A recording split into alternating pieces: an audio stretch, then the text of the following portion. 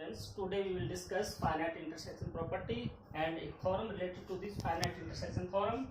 First we deal with finite intersection property. Finite intersection property.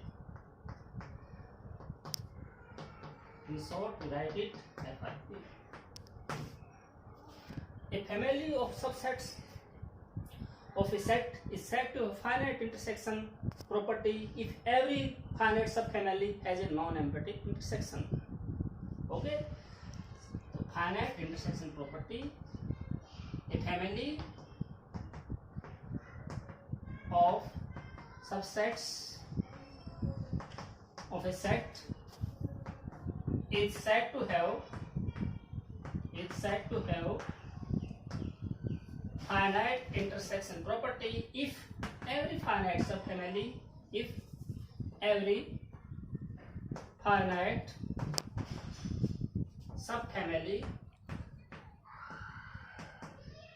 has a non-empty intersection. Mean if we are given a family, suppose we are given a family f lambda belong to gamma, a family of subsets of x, a family of collection of subsets of x. We take any finite family and take its intersection. That intersection is non-empty. Then we say that family have finite intersection property. Now we have one theorem on compact topology related to finite intersection property. Now theorem. Let Xt be a topological space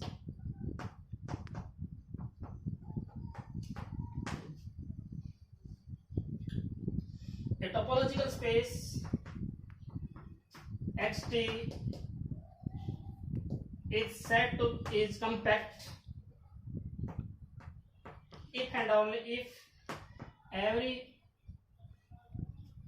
finite subfamily, a subcollection or collection of subsets of X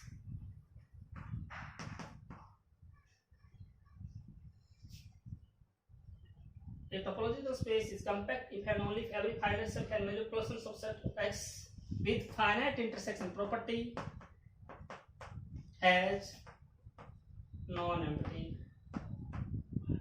intersection.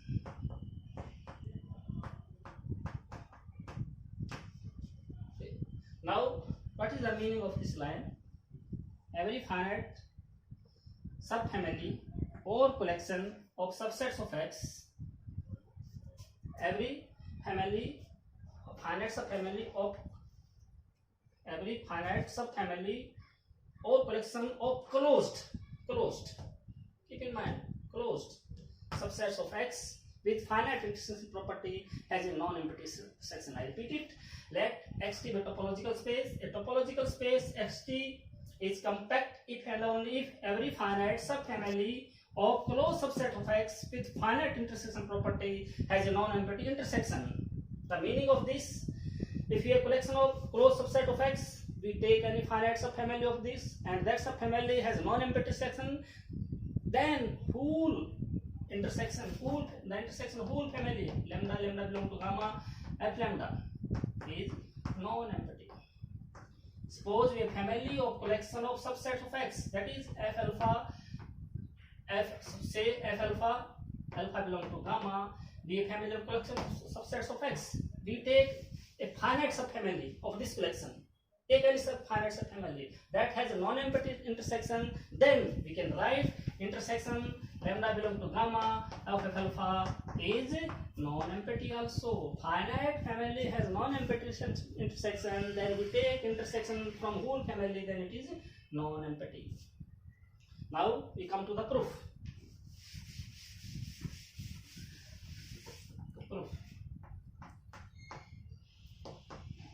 Let Xt be a compact topological space.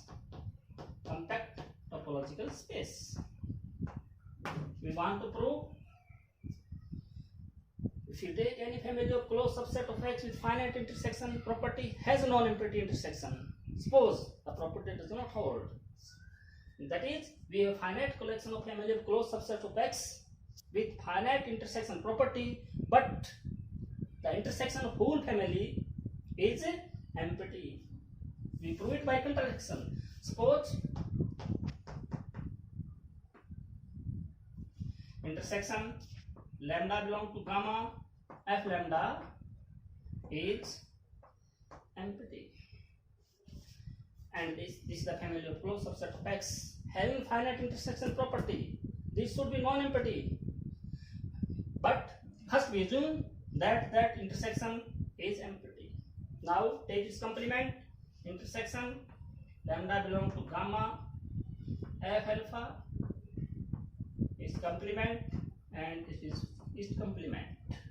Now this comes to union alpha belong to gamma, f alpha complement, this is equal to X. Now this X, this is the cover of X, this is the cover of X, because X can be written as union member of this. Here f alpha is closed. Now f alpha is complement. This is open cover. In fact, this is open cover of X, but we have given X to be compact, so it must have finite subcover. So since X is compact, so X has finite subcover. X has a finite subcover. Now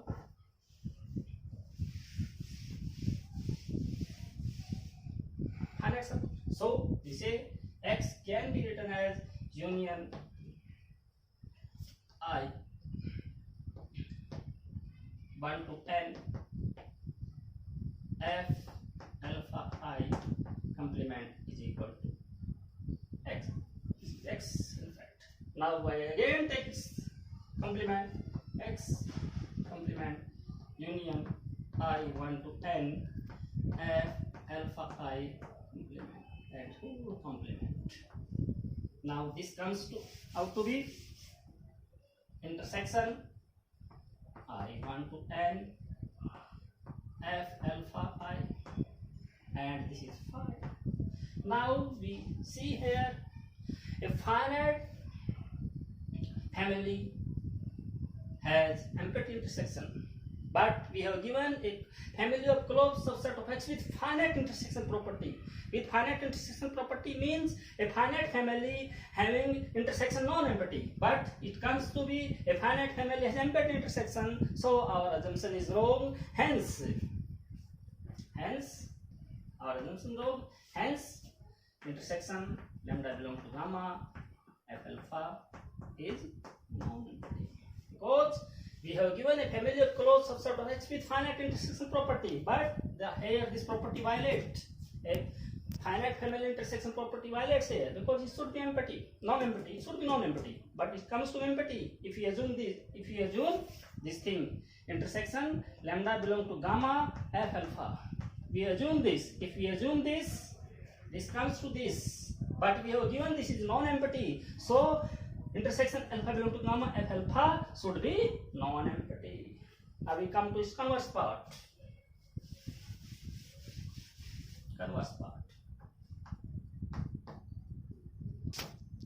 We have to prove topological space is compact, but is given a family of closed subset X with finite intersection property has a non-empty intersection is given. Now we prove it is compact. To prove X is compact. To prove X is compact, we have to take its cover. Let C G alpha belong to gamma be a cover of X. Now from this cover, if you are able to derive finite subcover of X, then we say it is compact. Now see be a cover of X, a family of collection of open be a open cover of X. Open cover of X, that is X can be written as union alpha belong to gamma alpha, the cover of X. Now we take its complement. X complement is equal to union alpha belong to gamma, G alpha its complement, and this is equal to intersection alpha belong to gamma, G alpha complement, and this is phi. Now we have to given, but we have to given a family of closed subset of X with finite intersection property has non-empty intersection, but we have a family of closed subset of X with empty intersection, so there must be a family of closed subset of X which has empty intersection. This implies, because what we have given a family of closed subsets of X with finite intersection property has non-empty intersection. This is we have to given, but here we see we have a family of closed subset of X with empty intersection. This implies from here we have a finite subfamily whose intersection is empty. So this implies intersection I1 to N G alpha I complement is equal to phi. Now take its complement again. Intersection I1 to N G alpha I complement, whole complement, this is equal to phi complement, and this is equal to X. Now this comes to union I1 to N G alpha I, and this is equal to X. Now we have a family, this X is equal to union alpha gamma G alpha, and from this family we have dry subcover which is X is equal to this. Hence this shows that X is compact. Now main thing is here we have to say finite intersection property. Finite intersection property is that property if you take any finite subfamily which intersection is non-empty, then we say it is finite intersection property. And closeness, it should be closed. So we conclude that a family let X be a topological space. If topological space X is compact if and only if every finite subfamily of collection of subsets of X with finite intersection property has a non-empty intersection. This completes the proof of the theorem. Now we will discuss an important theorem, Henry-Bohr theorem.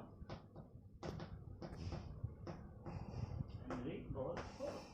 To prove this theorem, first we prove a result: a closed and bounded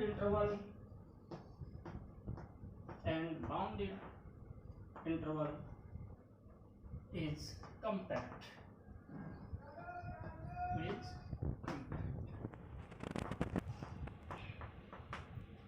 Proof. Let I is equal to AB be a closed and bounded interval where A and B belong to R. A is closed and bounded interval. Now we have to prove it is compact. Okay, now first we assume its cover. Let C G I, here you can say G lambda belong to gamma, where gamma is index set, be an open cover of I. If we are able to prove that this cover has a finite subcover, then we say that this closed interval is compact. If we are not able to derive finite subcover, then we say it is not compact. First we assume that it is not compact. If it is not compact, then we divide this interval I is equal to AB into two equal parts. This A B in A plus में B by 2 in two equal parts, and we denote this part, and we also for simplicity we take it to I1, or for only simplicity to prove this result, so that we will able, there is no confusion between A or A1, so we will for simplicity we will take this. Now we will write also A1 or B1. Now I can be written as union of A plus में B by 2, these two close interval, union A plus में B by 2 or B. If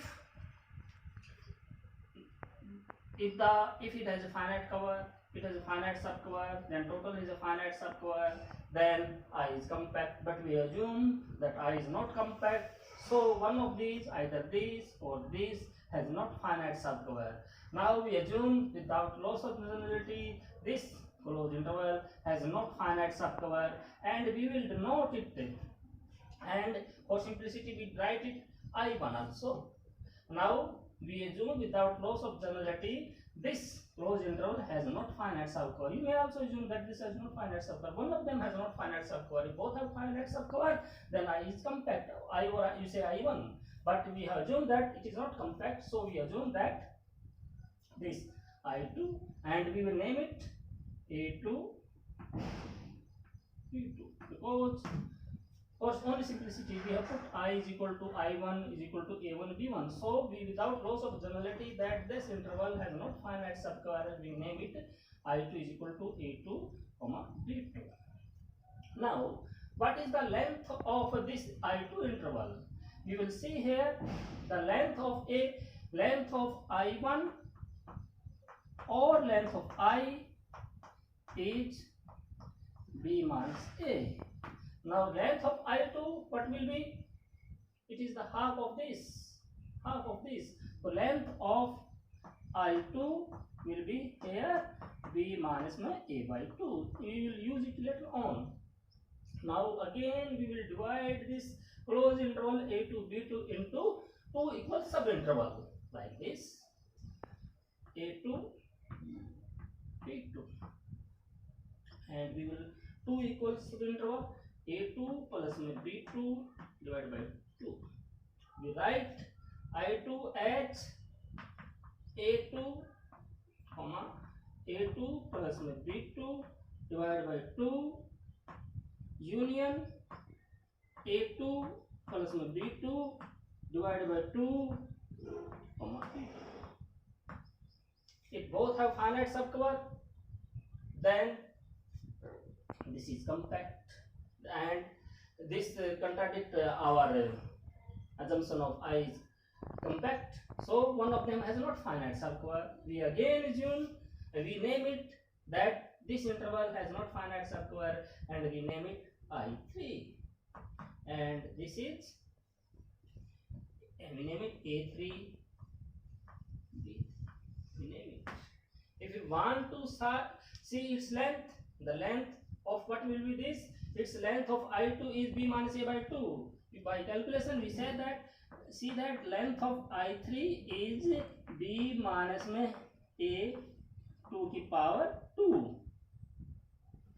Length of, now we will continue this process, and in this way, continuing this process, we obtain an interval In of the form An, Bn, and length of In is B minus A 2 raised to power and minus 1. By induction you will see, we have, that is why for simplicity we have written it I1, I2, I3. Now we observe that now we have following observation.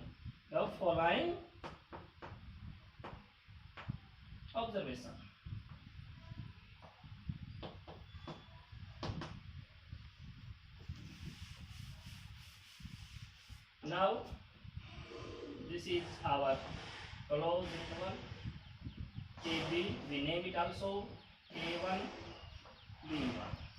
Now we divide into two interval, A plus maybe by 2, and in the second case, first it is I1. This is I1. This is I1. Now we divide into two closed intervals. We assume this from here to here. We name it I2. Again we divide it into two. This we divide here to. Again we name it. You can take this or this, but we name it I3. And this process continue again. We divide it into two, and this one part is comes to be I4. From here, what we observe? We observe that IN is contained in IN minus 1, and this is contained in IN minus 2, and so on. And this is contained I3 and is contained in this is I3 or contained in I2, and this is contained in I1. You can say this is I. That is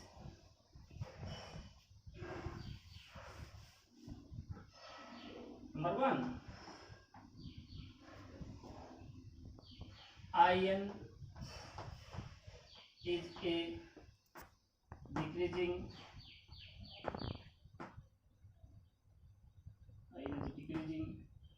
sequence. IN is a decreasing sequence of closed interval. We will obtain first IN decreasing sequence of closed interval. Second, length of IN tend to 0 as and tend to infinity. Third observation, no IN is covered by closed interval.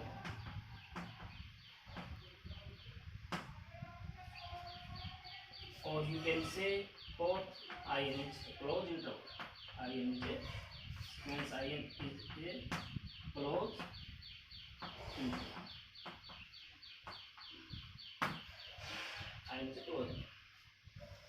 And also we write length of IN is equal to B minus A to the power. Now by Cantor intersection theorem, or you can say nested interval property, if you have sequence of decreasing sequence of closed interval and length of INth interval going to 0, then intersection n belongs to n, IN is non-empty, and this consists a single point. Now from here also we have decreasing sequence of closed interval and length of IN tend to 0 as and when tend to infinity, because length of IN is equal to B minus A to raised to power n. If we proceed to infinity, this length of IN tends to 0. Therefore we can write by Cantor intersection theorem,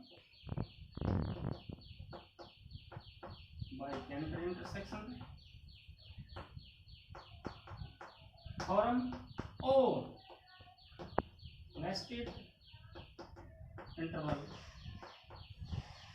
property. That is, if you decreasing sequence of closed interval and length of IN interval tends to 0, then the intersection contains a single point. That is, we have n belongs to n, IN is non-empty, and this consists a single point. That is, we can also write, because it consists a single point, by Cantor intersection property or nested interval property, P belongs to intersection n belong to n in non-empty. But length of in going to 0, so also further you can write P belongs to in or Rn belongs to n, and length of in going to 0, so it consists a single point, and this single point, you can say the single point, suppose this point P is covered in this interval P minus epsilon or P plus epsilon, where epsilon greater than 0. So this P belongs to in. This in consists only one single point, that is P. Therefore, this in also contained in P belongs to in is contained in P minus epsilon, P plus epsilon. Now you see from here, the length of in tends to 0 as in tend to infinity. Therefore, this in consists only single point, and this single point is covered this interval. So this in has a single point, and this single point is covered in this interval. So P belong to this is contained in this. Hence, this implies in is covered by P minus epsilon, P plus epsilon. But we already concluded that no in is covered by any interval. This is contradiction to our given assumptions. Hence, we assume that I is not compact, but this implies, but from here I is covered by finite interval. This I is covered by this interval P minus epsilon, P epsilon. So our assumption that I is not compact is wrong. Hence, we can say in is compact. Hence, a closed and bounded interval is compact. Now,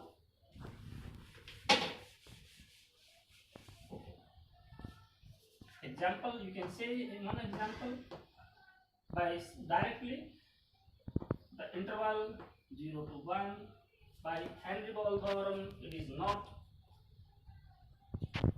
This interval 0 to 1, it is not closed. Hence, it is not compact. It is bounded, but it is not closed. So we can say it is not compact. Also, we can also say, suppose this 0 to 1 n belongs to z o and 1 over n belong to z plus, in fact 1 over n plus 1 over n plus 1 with the cover of this. With the cover of this. If you are able to draw a finite subcover from here, then we say it is compact. If you are not able to draw a subcover, then we say it is not compact. Now we assume that it is a finite subcover, and that finite subcover we say the form A1 union I1 to n AI BI, the finite subcover. Now let epsilon be the minimum of A1, A2, AN. Now from here we will observe that 0 to 1 is equal to union I to 1 to n AI BI belongs to, they are contained in 0 to 1. But you see from here the neighborhood of 0, we can write 0 minus epsilon or 0 plus epsilon, or you can say neighborhood of 0 is minus epsilon to epsilon.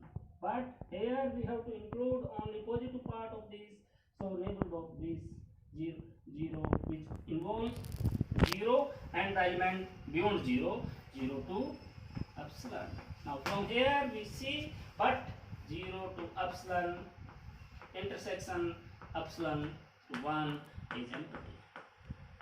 So from here we conclude that the element epsilon is not covered here, so it has no finite subcover. Also, we take one more example. Suppose we have a set, this prove that the set A having element this type. Now this here the neighborhood of 0 is the form neighborhood of 0, yeah, 0 belongs to minus epsilon epsilon, and this whole set is included in this interval. So this has a finite subcover. It is only one cover that includes whole that. So we say that A is compact. Here A is compact. Also we can conclude from here another way, that if we take a sequence from here, and that from that sequence we have subsequence 1 or 2 n say, and this tend to 0 and 0 is in that. If from a sequence we are in, basically we will prove it in metric space. If from a sequence we are able to draw a convergent sequence and that sequence belongs to that set, then we say that set is compact. This also in metric space we can also say from here. Suppose this is the set. If we have a sequence, we can construct a sequence from here 1 over n, and from this sequence we construct a subsequence. This subsequence tend to 0, and this subsequence converges to 0, and the element 0 does not belong to this, so it is not compact. Now we come to an important theorem, Henry-Borel theorem. We come to the theorem Henry-Borel theorem. A subset A of R is compact if and only if A is closed and bounded. A subset A of R is compact if and only if A is closed and bounded. Proof.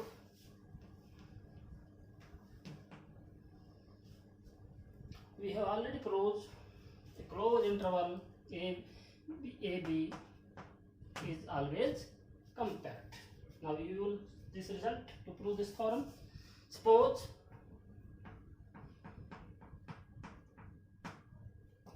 A is closed and bounded.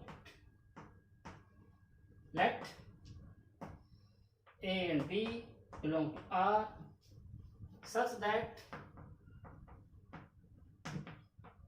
A less than B, then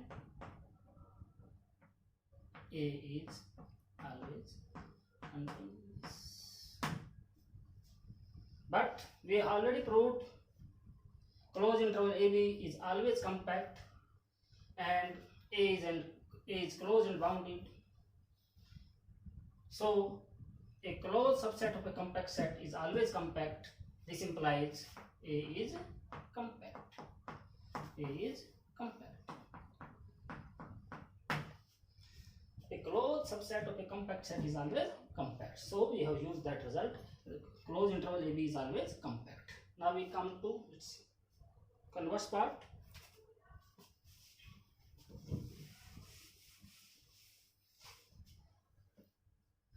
Suppose A is compact. Now we will prove, we shall prove A is bounded and closed. Let X belongs to A. Then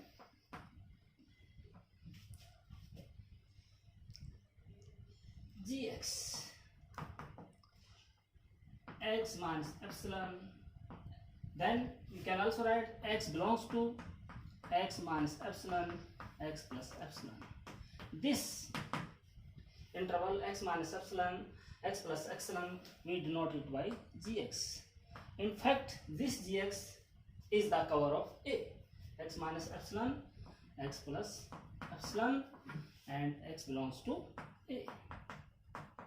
This is the cover of A. If this is the cover of A, then we can write A is contained in union X belong to A Gx.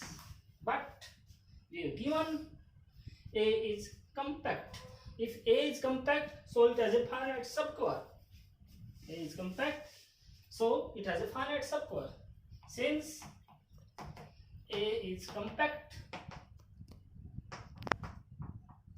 so it has a finite subcover.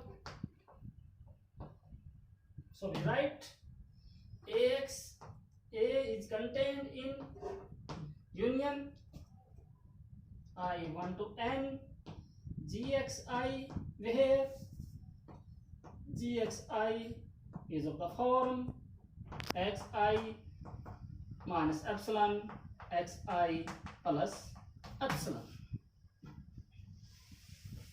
Now we take maximum. Let A be the maximum of x.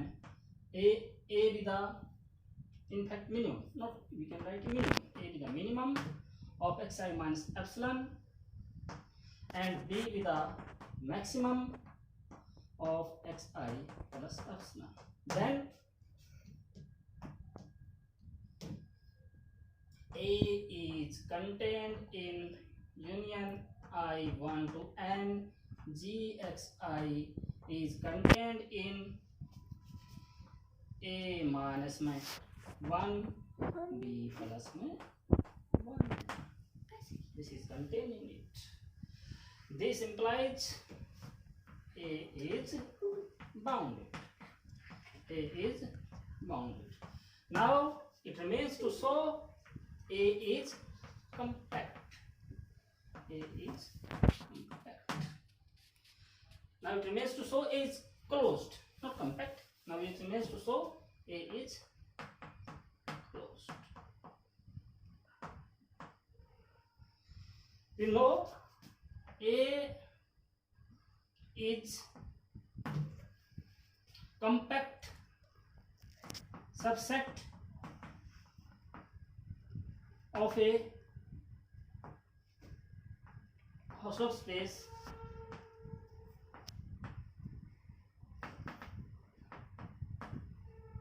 R. Here we have usual topology. A usual topology is Hausdorff and A is a subset of R. So A is a subset of R, but R having usual topology. Usual topology is A2 space. A usual topology is Hausdorff space or T2 space. A closed subset of Hausdorff space is always closed. This implies A is closed. A is closed. Now we come to some examples.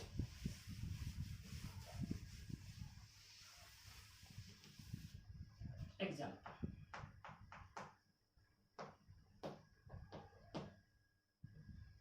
Cantor set is compact set. What do you mean by Cantor set? Suppose we have a closed interval. We denote it by I, closed interval 0 to 1.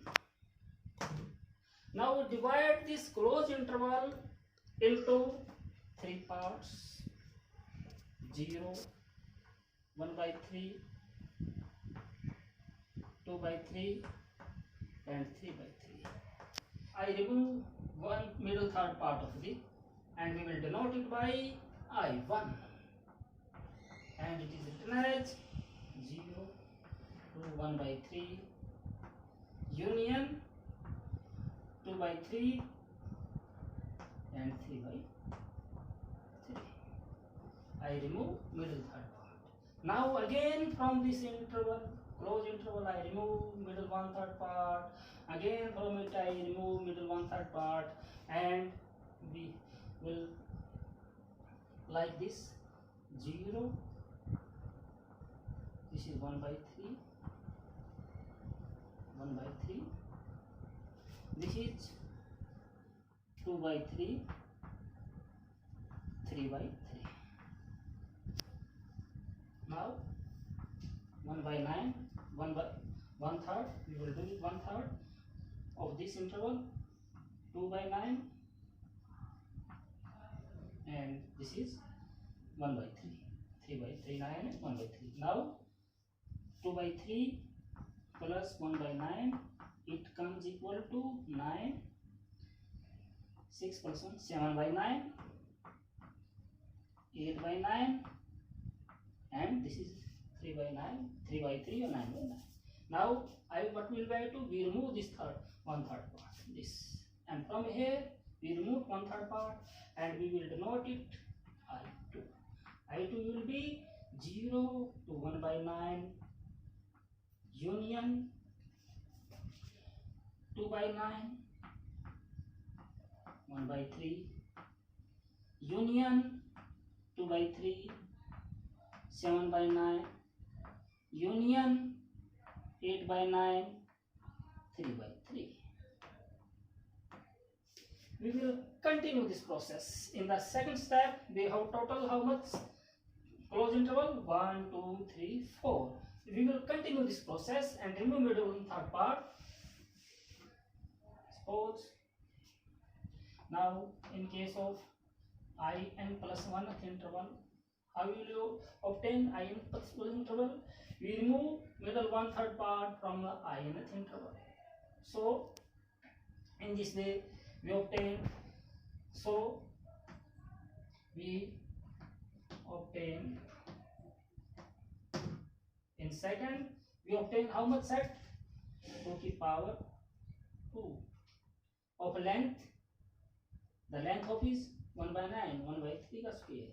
So after nth stage we will obtain, so we can say, in fact, so we obtain after nth stage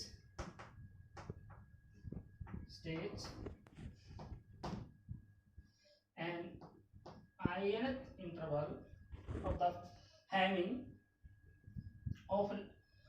inth interval इतने number of interval and of length 3/n. We have obtained 2 की power n interval, and length of each interval is 1 की power 3/n. Now